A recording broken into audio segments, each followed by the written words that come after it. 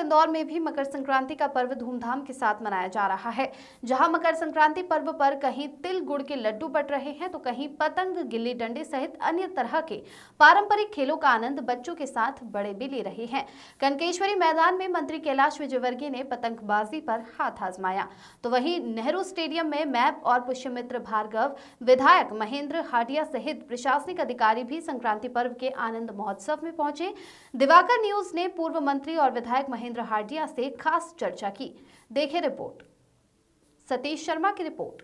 हमने पिट्टू करके एक संगठन बनाया, कहीं पिट्टू बोला जाता है, तो ऑल इंडिया संगठन हो गया उसके, और अब उसके पिट्टू फेडरेशन ऑफ इंडिया, उसके ऑल इंडिया में मैच हो रहे हैं, और अभी राज्यों में भी स्कूलों में उसको अडॉप्ट कर लिया है।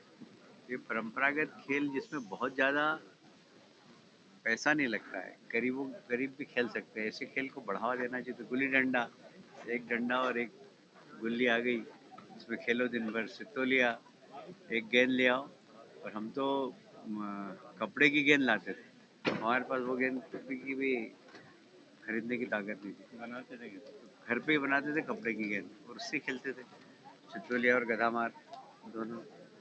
ये फोकट के खेल है, और इसको खेलते रहना चाहिए। कुल मिलाकर मैदानी खेल खेलना चाहिए। जो मैदानी खेल खेलते हैं उनके जीवन के अंदर निराशा नहीं होती, क्योंकि रोज हारते हैं, रोज जीतते हैं, रोज हारते हैं, रोज जीतते हैं। जो कंप्यूटर पर खेलते हैं ना, उनके जीवन में जल्दी निराशा आ जाती है। और इसलिए बहुत ज़रूरी कि हमारे पारंपरिक खेल ये सब खेलना चाहिए, जिसमें व्यक्ति में शारीरिक और मानसिक रूप से दोनों में मजबूत होता है। भगवान कैलाश विजयवर्गीय, उनका मकर संक्रांति पर बड़ा लक्ष्य क्या है? कभी कभी संकल्प जो लिया जाता है ना, वह गुप्त होता है। सर, दिल्ली चुनाव चल रहे हैं। दिल्ली में राहुल गांधी कह रहे हैं कि केजरीवाल जी और प्रधानमंत्री नरेंद्र मोदी जी एक ही हैं, दोनों झूठे वादे करते हैं। अब देखिए, ये गठबंधन का हिस्सा है। कभी कभी ये हाथ मिलाते हैं, कभी ये हाथ तोड़ते हैं एक दूसरे के, कभी इनके संस्कार हैं। इनके संस्कारों में यही है, कभी ममता जी से हाथ मिलाते हैं, फिर ममता जी इनको गाली देती है, फिर ममता जी को गाली देते हैं। कभी अखिलेश यादव से हाथ मिलाते हैं, फिर अखिलेश यादव से हाथ छोड़ते हैं, फिर एक दूसरे को गाली देते हैं। तो ये इस प्रकार के लोग हैं कि रोज सुबह दोस्ती करते हैं और रात को झगड़ा करते हैं। तो अब इन लोगों का गाली देना और तारीफ करना, इसका कोई महत्व नहीं। जनता जानती है कि दोनों सब ऐसे ही हैं। महाकुंभ की शुरुआत हो गई है, कई विदेशी भी आ रहे हैं इस महाकुंभ में और डुबकी लगा रहे हैं। हाँ, ये हमारे लिए बहुत गर्व की बात है कि 100 से ज़्यादा देशों से लोग आ रहे हैं, और ऐसा नहीं खाली डुबकी लगा रहे हैं, 4 दिन, 5 दिन, 6 दिन, 7 दिन, 8 दिन रह रहे हैं, 21 दिन रह रहे हैं। और भारतीय संस्कृति को, भारतीय आध्यात्मिक मेडिटेशन को समझने के लिए यहाँ संतों के आश्रम में रुक रहे हैं, और बिल्कुल बैरागी जीवन जी रहे हैं, सन्यासी जीवन जी रहे हैं। तो ये एक बहुत बड़ी बात है, और इसका मतलब है साफ कि आप कितना भी पैसा कमा लो, दुनिया के अंदर शांति कहीं है तो भारत में।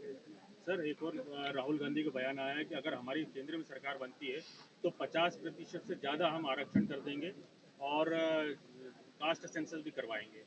जैसे इस चुनाव में हारे, अगले चुनाव में फिर हारेंगे तो कहेंगे हम 70% कर देंगे, उसके बाद वाले चुनाव में फिर हारेंगे तो कहेंगे 100% हम आरक्षण कर देंगे। तो ये हारते जाएंगे, इनका प्रतिशत बढ़ता जाएगा, पर जब सरकार में रहे तब इन्होंने आरक्षण के बारे में कभी चिंता नहीं। अभी भी कुछ जन्मभूमि ऐसी बची है जहाँ पर मंदिर की दरकरार है। देखिए, परम पूजनीय सरसन चालक जी ने कहा है कि अब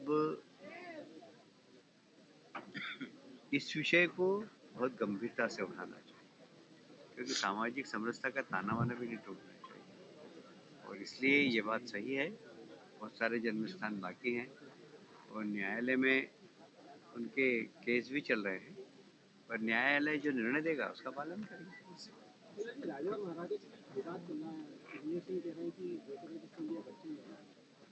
ये तो पीढ़ियों का है, ये पीढ़ियों का है पीढ़ियों से विवाद चल रहा है, और इसलिए उनके जब वो राजे महाराजे थे तब से उनकी विवाद है, वो चल रहे हैं।